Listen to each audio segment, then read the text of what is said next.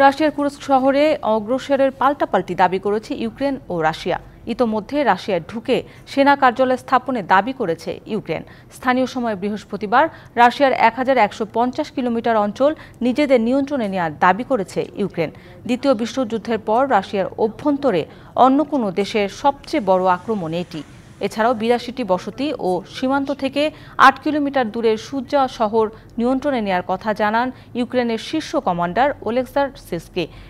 দখলকৃত অঞ্চলে আইনশৃঙ্খলা বজায় রাখতে এবং বাসিন্দাদের জরুরি চাহিদা পূরণে সেখানে সামরিক কার্যালয় স্থাপনা করা হয়েছে বলে প্রেসিডেন্ট জেলেনস্কিকে জানিয়েছেন ওই কমান্ডার।